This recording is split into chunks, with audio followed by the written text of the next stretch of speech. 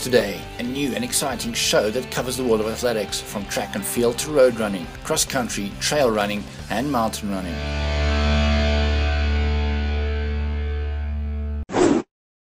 In this episode, the New Balance Nite cross country race.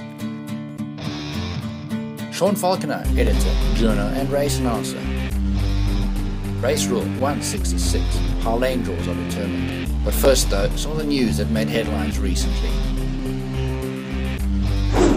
Was the race to end all races. Kenyan Dennis Kimeto smashed the marathon world record in Berlin on Sunday the 28th of September, winning the race in a time of 2 hours, 2 minutes and 57 seconds, the first athlete to go under 2 hours and 3 minutes, raising that question again as to how close will we get to sub 2 hour marathon. The 30-year-old pre-race favourite broke away in a 7-man group, including fellow Kenyans Emmanuel Mutai and Jeffrey Kamoro, after 20 kilometres on the sun-drenched cool Berlin. Shook off Mutai with 4 kilometres remaining to become the first man to complete the race less than 2 hours and 3 minutes to set the second consecutive world record in Berlin, considered the world's fastest marathon course. Of course, last year it was Wilson Kipsang who set the world record here. Kipsang now has his eyes set on New York, where if he wins, he will be crowned World Majors Marathon winner. Also in the race, South Africa's Rene Kalmer was looking for a personal best. She had clocked 2 hours 29 minutes and 59 seconds 3 years ago and was on target for 35 kilometers for a sub 2 hour 28 minute run. In the end though, she took 32 seconds off her personal best and she now speaks Athletics Today all the way from Berlin. Het is 'n ongelooflike reis. Ek het verskriklik geniet en ek wil definitief weer terugkom. En ek dink ek het baie goed gevoel en alles. Dit is net die laaste 6 k's het ek myself bietjie in no man's land bevind en swaar gekry. En ja, die laaste 2 k's het ek ook wou ek begenaar word het, maar ek kon vasbyt en nog steeds 'n PB hardloop. 'n PB se PB, so ek is all smiles. Wel, 3 jaar vanaf dat jy 29 geword het. Long time coming of was dan net beserings tussen? Ek weet net alles het regtig goed uitgewerk vandag en ja, ek is regtig opgewonde. Hele doel met hierdie reis was, dit is die eerste stepping stone na Rio 2016 en ja, ek is regtig baie opgewonde daaroor. Toe ek met jou gepraat het na Gauteng half marathon, het jy gesê jy het jou training het verander, so minder op die 10 kilos, meer op die marathon gefokus. Blijkbaar het gewerk. Ek het so 3 maande terug van afrigters verander. En so het eintlik baie min tyd gehad om regtig goed voor te berei vir die wedloop. So ek is baie opgewonde wat ek en die reg gekry. En ons het baie hier uitgevat en ek dink dit kan net beter gaan van hier af.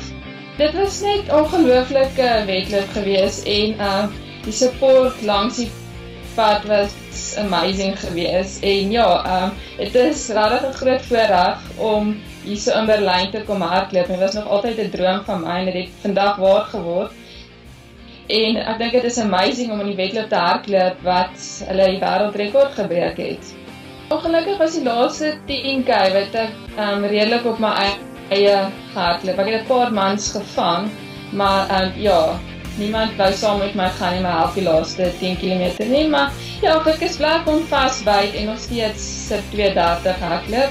En hierdie keer het ek behoorlik gebreek. Dit was nie weer 2:29:59 nie, so ek kan nou klein dat ek 'n regte 2:29 marathoner is. So ek regtig opgewonde om bietjie dinge te verander in my oefening en definitief bietjie altitude training te gaan probeer, miskien in Ethiopië of Kenia te gaan. Dit is regtig die volgende fokus, om te kyk, om my te kry om daai sub, of om my sub 2:27 op vinniger te hardloop. Ek definitief die volgende mikpunt is om onder 2:20 uit te gaan. En ja, ek was vandag baie naby gewees. Dit is jammer die laaste 7 kilos het my bietjie gevang, maar ja, ek is regtig opgewonde. Ek het die hele pad goed gevoel, positief gevoel en dit is regtig baie lekker die wedloop. Ek dink ons te gaan vir daai 2:20 uit. Ja, maar my goal was 2:20 uit tot 2:30. So ek is regtig baie bly en dit was lekker. Daar was die Duitse meisie gewees, het nog 'n hele klomp pacemakers gehad en mans wat saam met haar gehardloop. So ek het die eerste ruk saam met hulle gehardloop, maar toe besef ek hulle gaan nie daai bietjie te vinnig vir my. So ek het dit die hele tyd in my plesier gehou en van die mans wat daar van die pak afgeval het ek gejaag. Dit is die val vir die jaar, 'n PB, met hardloop het nie gereeld nie, so ek is baie bly en gaan dit nou celebrate. En dit is die doel vir die jaar, so ek is regtig baie in my loppies. Kenyan Willie Kibor took clear of a quality field in latter stage of the Sanlam Cape Town Marathon. Kenyan-born Qatari athlete Nicholas Kemboi had done most of the hard work, pushing the pace up front in the first half to lead them through halfway in 63.50. It was Kibor though who broke away in the end to win comfortably in 2 hours 10 minutes and 45 seconds. Kemboi dropped back to finish 6. Now the Kenyan Henry Churchill was the best of the rest, crossing the line in 2:12.39, with Josephat Kamzi, Kibor's training partner, third in 2:13.05. Ethiopia's Meseret Biru won the ladies' race in 2 hours and 31 minutes. South African athletes struggled with Desmond Mkhobo, first local athlete home in 6th position in 2 hours 16 minutes and 17 seconds, with Zintle Ziniwe finishing 7th in the ladies' race in 2 hours 41 minutes and 52 seconds. 2014 has really been a pretty good year for South African track and field, with no less than 5 national records broken and a whole host of medals picked up at the Commonwealth Games and the African Championships.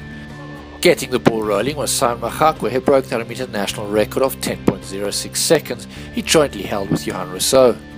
Mahakwe dipped under 10 seconds at the South African National Championships in April this year to clock 9.98 seconds.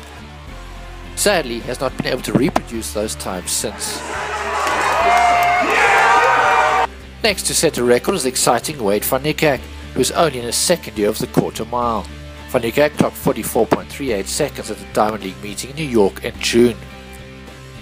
Akani Simbini, Henrico Branchi, Simon Mahakwe and Sincili Titi finished 4th at the 2014 Commonwealth Games in Glasgow, but despite missing out on a medal, they did manage to break the South African record in the men's 4x100 meter relay. The quartet clocked 38.35 seconds. He's been knocking on this door for a while, and finally Johan Cronje broke the South African record in the men's mile. Injury-free for the first time in a long time, Cronje lined up in the mile at the Diamond League in Oregon, where he was timed at 3 minutes 50.70 seconds.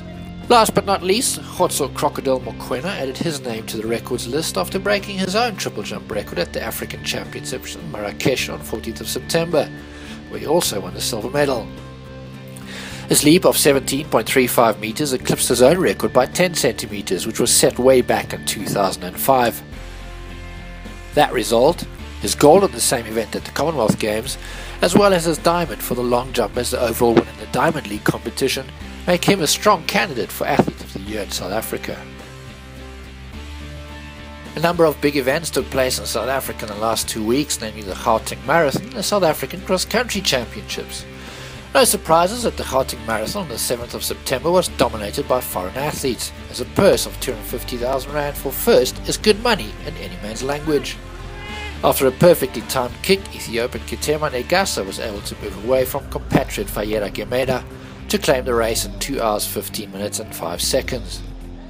Gemeda was second some 5 seconds later, with Sintai Yesu rounding out the top 3. In the ladies' race, Kenya's Franz Jeb Kosai took full advantage of defending champion Mapaseka Makanya's sprained ankle to break the course record set by the South African in 2013 in her debut, the Kenyan clocking 2 hours 26 minutes and 34 seconds. Makanya held on for second, limping across the line but also dipping under the previous record. Off the road, it was the eagerly awaited matchup between arch-rivals Stephen Lesego Mokoka and Elroy Galant at the South African Cross Country Championships held in George on Saturday the 13th of September. The course was tough with a number of short sharp hills, which should have favoured defending champion Galant. But Mokoka would have none of that and sped away at the end of the first of 4 laps, never to be headed. Galant limped home in second after his shoes chafed him till he bled. No surprise in the ladies' race, with no major competition in the field, it was always going to be either Lebogang Palula or Lebo Palula who would win the title. This time round, it was Lebogang who claimed her first national title. Jenna Chanalo added her name to the ever-increasing list of women who are beginning to look at the marathon as their event. The mother of two who works full-time capped a successful 2014 with a win in her debut marathon, the Petro SA Marathon, with a time of 2 hours 41 minutes and 18 seconds. Earlier this year she had also represented South Africa at the World Half Marathon Championships, winning a personal best of 74 minutes and 20 seconds.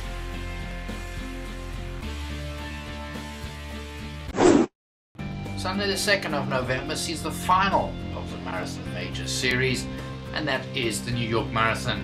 Lusapho April returns to the Big Apple after finishing third there in 2013. It's a race that I've been dying to run. Now that I've got an opportunity, so I'm just gonna make use of it.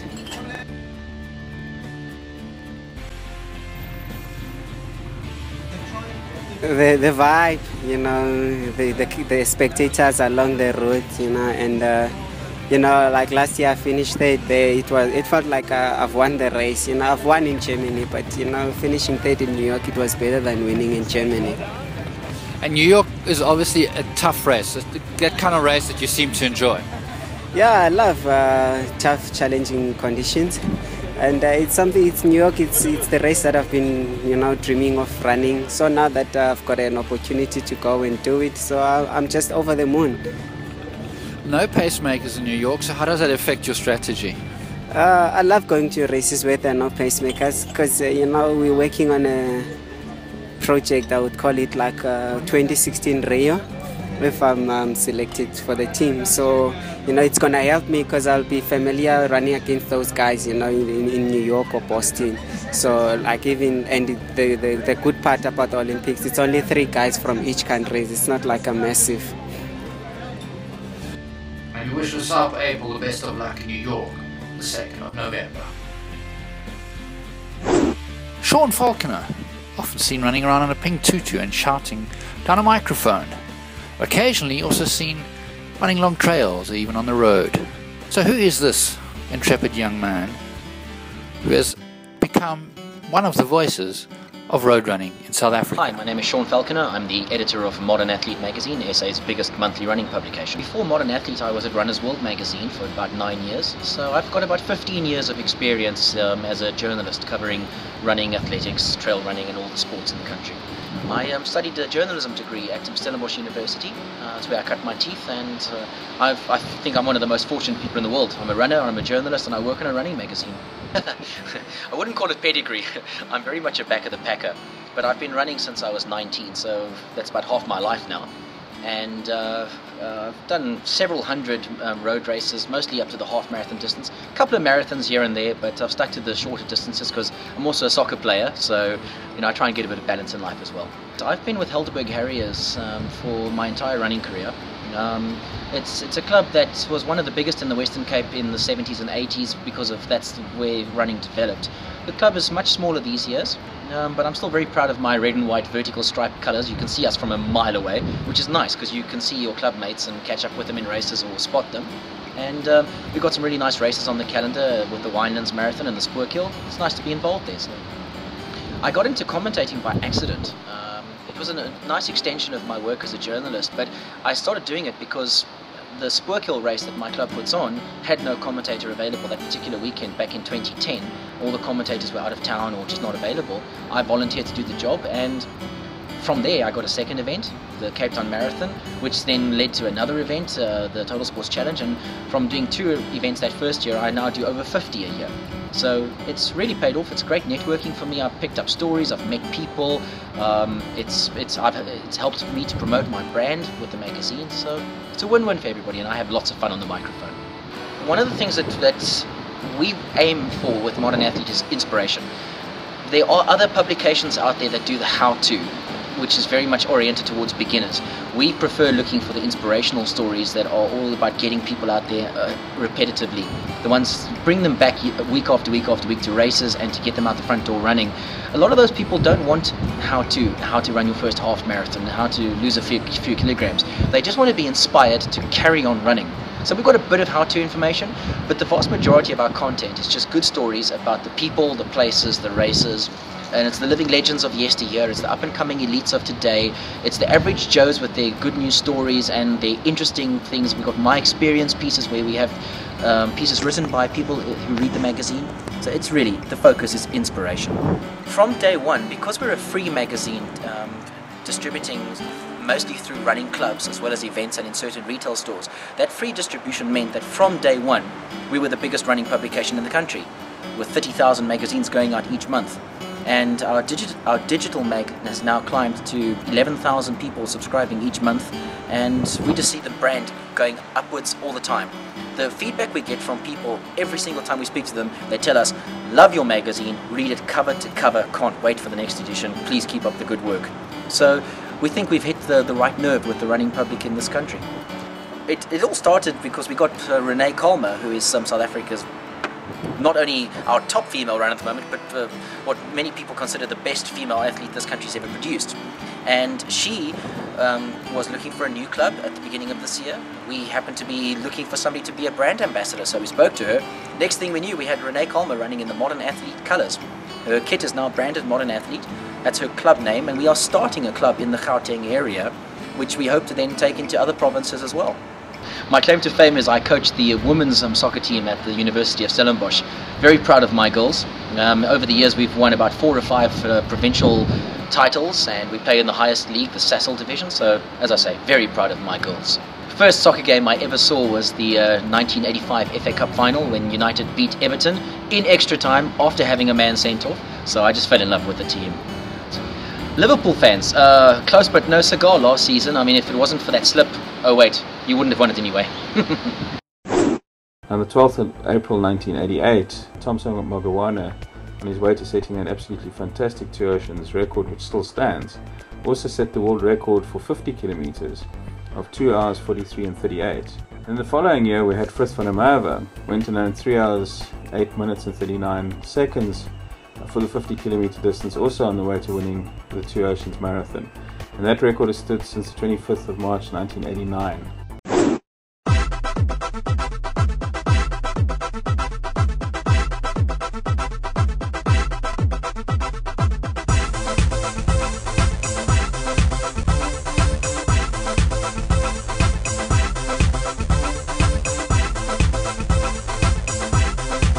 TUT, the Tshwane University of Technology in the north of Pretoria, played host to the 4th New Balance Nite cross-country race. I love running.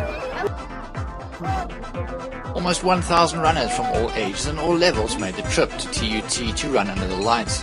A novel idea for cross-country racing, and one that seems to be gaining more and more momentum every year.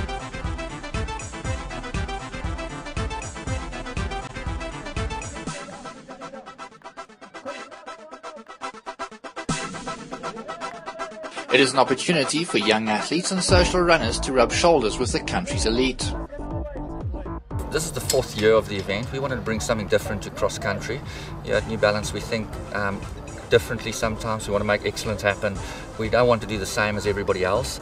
And just as in T20 cricket, it sparked a new revelation in cricket. A lot of people enjoy it. So under the lights, half distances for world champs for the senior ladies and for the senior men. And it's quick, it's exciting, it's over. The other thing is that it's a good crossover from athletics to cross country, where the men can run 6Ks instead of the 12Ks, and they can still go and run track. And subsequently, why we got some of the top athletes here tonight. The elite men will race over 6 kilometers, half the standard distance usually run, and will race over a 2-kilometer course, meaning they will come around 3 times and allowing the spectators to watch the race unfold. In true international fashion, the elites are introduced to the crowd.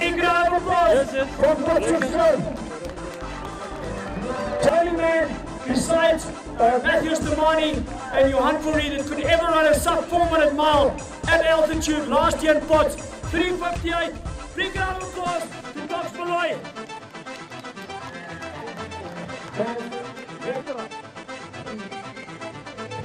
And in true cross-country fashion, the start is frenetic. After around 150 meters, the course narrows down, and every athlete wants to be in the front to have a clear run.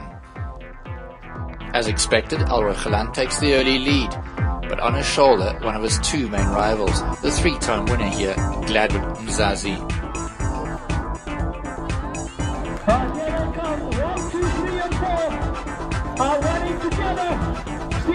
The inevitable has happened. Elroy Galant, who's a master of a 5 and 10,000 meter and seems just so smooth, has broken away and is free to chase home. Mzazi, he's still in second but is being run down here and needs to be careful that he's not passed on the line.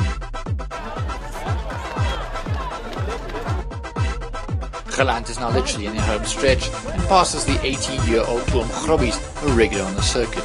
I guess it's a kind of changing of the guard. And Elroy Galant will come home to win the 4th New Balance Nite cross-country race. Ntombisa Baloyi has passed Gladwin Mzazi in the final stage of the race to take second. Mzazi, the three-time champion, finally dethroned.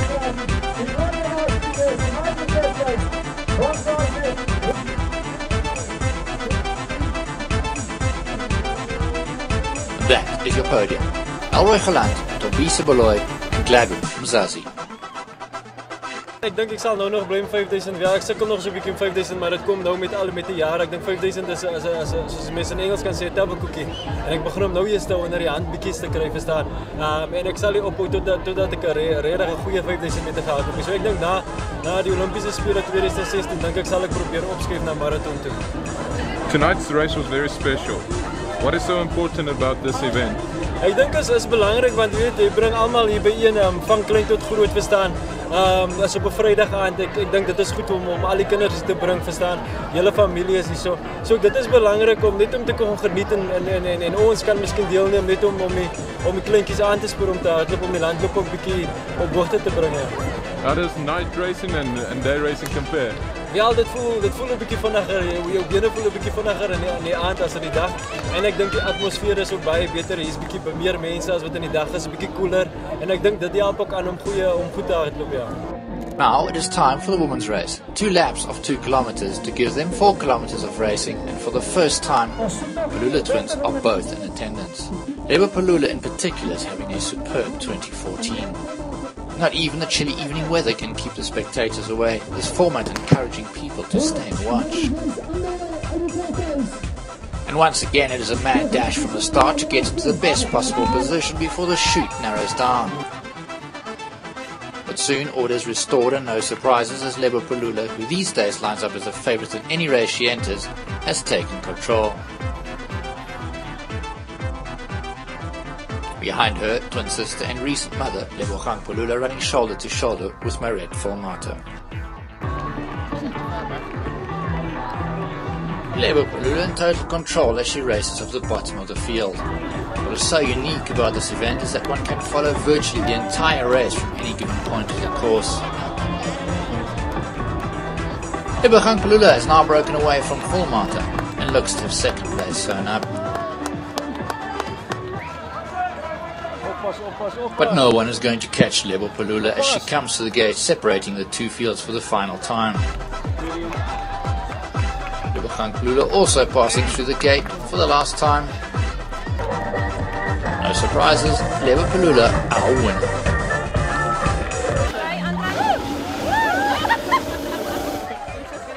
The women's podium then, Lebo Palula on the top, twin sister Lebogang in second, and Maret Volmato in third.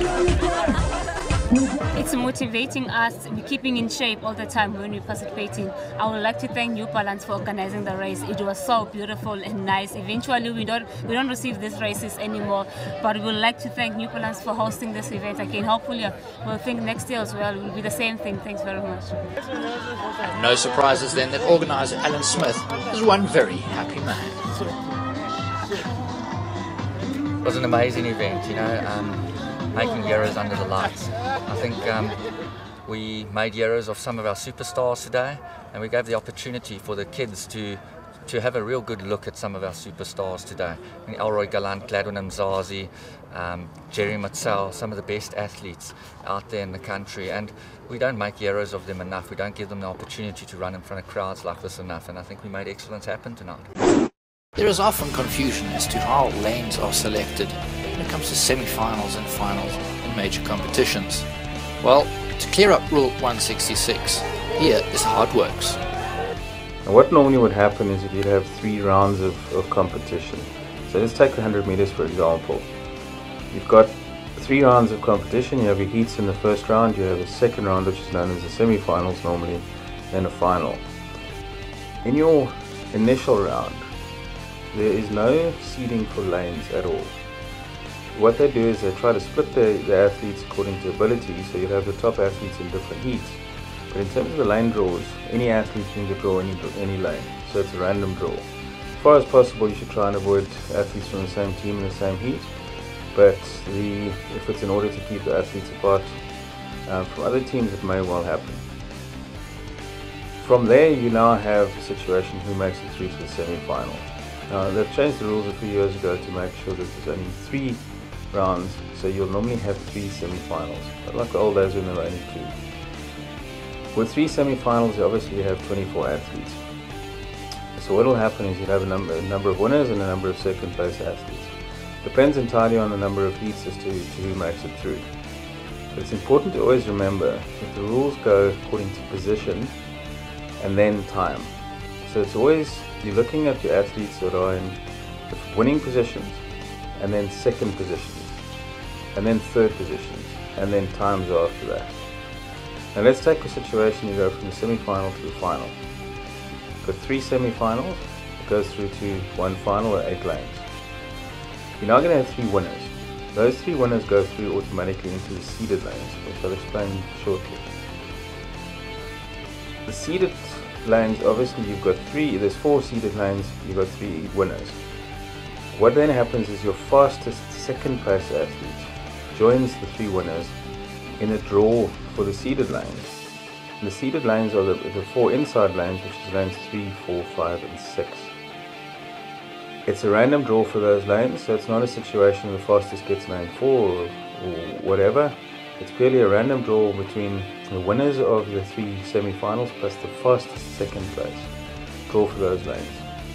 The 2 remaining second place athletes will then get a draw for lanes 7 and 8. It's always for lanes 7 and 8, but it is again a random draw between those 2 athletes. The remaining athletes are the ones that are qualified by time. Normally you have 3 semi-finals, you have the first 2 places and then the next 2 fastest times that go through.